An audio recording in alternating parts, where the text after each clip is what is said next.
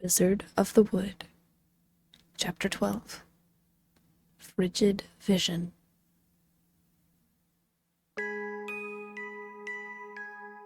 Essie opened her eyes calmly for her slumber. She had been sleeping all through the night, and not waking to a cold sweat or a pounding heart for the past few days. She pushed herself out of her bed, lit her fire, and then proceeded with her work on her sigils and herbal research. Her work, sadly, was not as productive as she wanted it to be. Try as she might, Essie could not clearly concentrate on the task at hand. Everything in the world attempted to distract her, even her own thoughts. 4 days. An entire 4 days. It was too long. It was so many days. If he were coming back, would he not have done so during that first day? Maybe even the second? By the way he spoke, the hand-sized housed guest would not be returning to the home of the Wizard of the Wood. A few months ago, Essie would have been completely content with this decision. She was completely satisfied with her solitary existence. She preferred it. It was why she lived here. Still, there was a part of her that listened for the swaying of the bridge clacking against the side of the stone wall as Rylir walked past it. She almost wished she could stop and listen to the peaceful sounds of his sleeping breath in the early morning. It was meditative, and she honestly could say she wanted it. She liked his questions from time to time. In that way, his eyes squinted as he was trying to concentrate hard on whatever he was doing, whether it be his contraptions or something he was supposed to be studying, like the herbs in her garden and their uses. Could it be she missed him? Ugh. Essie shoved herself away from her desk and glared at the stack of parchments, which were completely blank. The plaguing question of whether Rylir made it safely down the mountain weighed on her mind. Was it possible to be driven insane by something as simple as whether someone was all right or not? What really plagued her was the fact that the weather had taken a nasty turn for the worst these past 2 days. Snow fell constantly from the sky, and the wind was a bitter cold, beyond what she was accustomed to living high in the mountains here. Had Rylir made it down to the town below before the blizzard set in? Something needed to be done. As she sat there by her desk, she made her decision.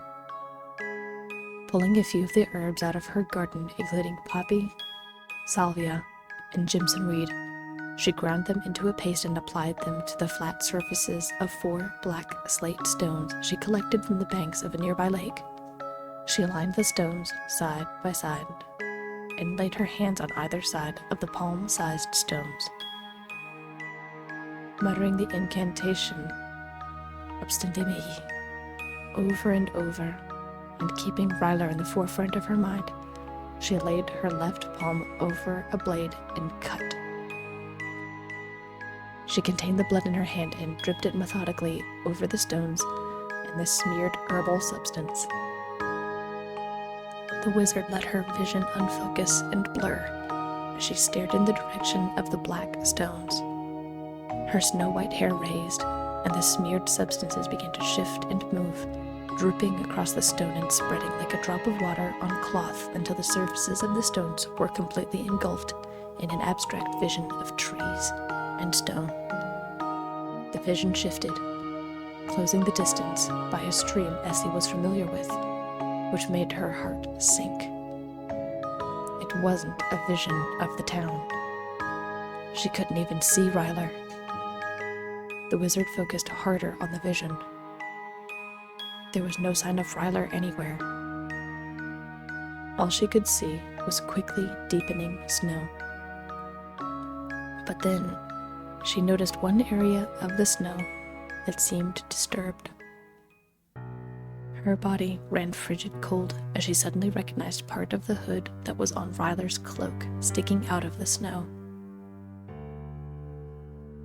He was out in this? Rylir was trapped out in the snow? Was he injured? What was he doing by the stream?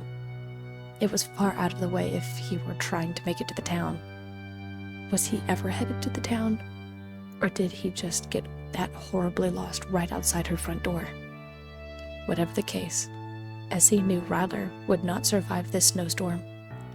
Pulling herself from her vision, she splashed a bit of potion over her palm and wrapped it, knowing it would heal and tend to it soon, and whisked herself to the door. As she reached for her cloak, however, she hesitated. He left because she was interfering after all.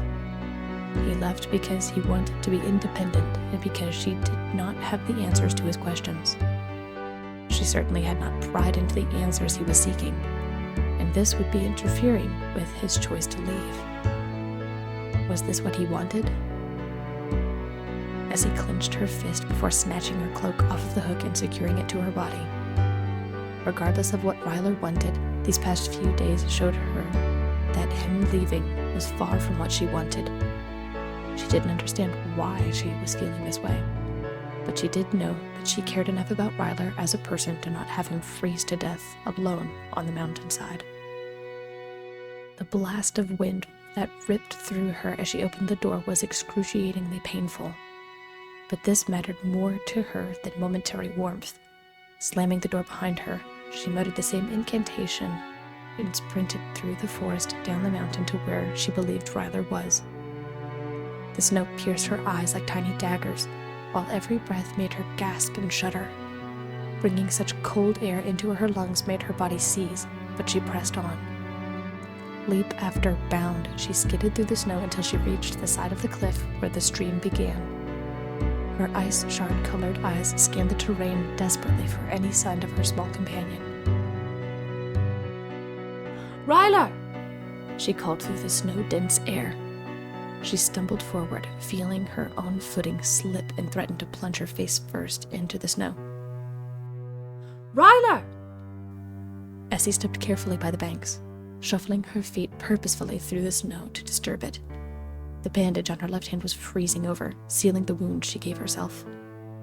Already her fingertips were growing numb, and there were parts of her face that were exposed that were becoming hard to feel. How long had Rylir been out in this? "Rylir!" she cried out. The wizard's heart pounded wildly in her chest as she looked around frantically until she recognized a nearby cluster of trees. Then, there was a patch of disturbed snow near the base of one of the trees, just like she'd seen before. Stepping carefully, she crouched and began sifting her fingers through the snow, brushing it away with careful precision until her fingertips brushed against something that gave way. Pushing further, she felt a small lump curl in on itself. Tenderly, she scooped up the handful of snow and turned it over, revealing the tightly bundled, frost-bitten figure of Rylir. He was holding eerily still. It was obvious he was unconscious or barely present.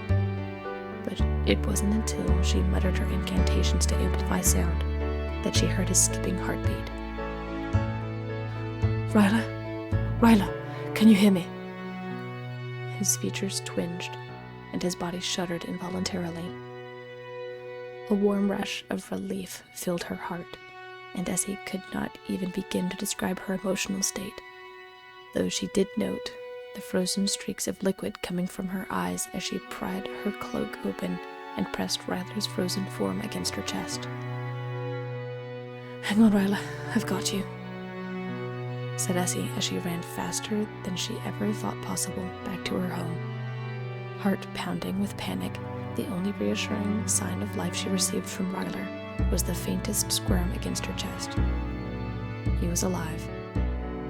But what would be his demeanor toward her when he recovered?